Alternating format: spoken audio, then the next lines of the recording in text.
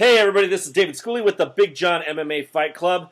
We're sitting here talking about some Bellator matchups, and I'm talking about it with one of the best guys out here, a guy that has my respect. I'm sure he has yours, Mr. Frank Trigg. How you doing, Frank?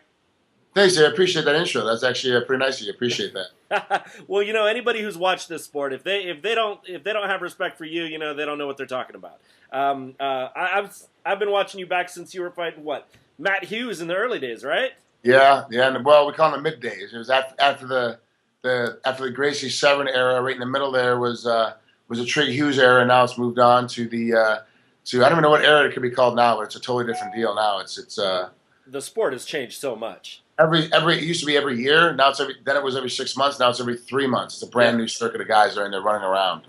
Yeah, it's crazy. Well, we're going to try and keep up with some of this stuff, and I'm going to put you on the spot here. So let's talk about this. We've got Bellator 92 coming up here. This is March 7th. It's in Temecula. It's in my backyard. I'm going to be there. So this is going to be a fun one to watch, actually. This is the middleweight tournament semifinals. We've got Dan Cramer and Brett Cooper, and I want to know what you think about these two guys butting heads here.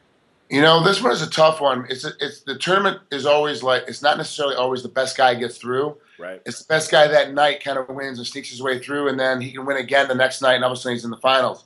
So semifinals of the tournament at Bellator is always a real tough one to call because there's so many other factors going on. How many times they made weight in the last 3 months? How much damage they get, even though they get suspended by the commission. It's still they took some damage. They fought, so some kind of damage. Right. What do we know? I'm leaning towards Dan Cramer. I think Cramer's got the better style for this one when you matching up with Brett Cooper. But don't count Cooper out. This is also one of those ones where I'm taking Dan Cramer to win the decision, but I wouldn't be surprised if Brett Cooper wins the decision in this one. Just because both guys are so solid, both guys are so good. I just think Cramer's going to win early. It's going to force Cooper to have to open up a lot more than he wants to and have to attack more coming into the second and third round, which is going to give Cramer a lot easier chance of finishing it off. So I'm taking Cramer in decision on this one. Cramer, third round decision. All right. Well, I'm locking it in for you here.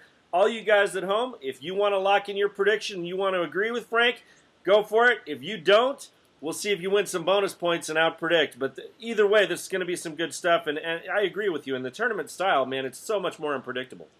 Yeah, there's so many ups and downs. There's so many other things that go on and so many other factors that people forget about. Even though it's not all in one night or once every weekend, there's still 6 weeks in between the fights. It's still a quick turnaround. The 6 weeks is not a long time. Most guys have train camps that are 8 weeks, and then you're expected to fight every 6 weeks. It's very difficult. Right. All right, so we're locking it in. Dan Cramer, third round decision. All you out there, lock in your predictions too. We'll see how you compare against Frank. Frank, thank you so much. You got it. Thank you.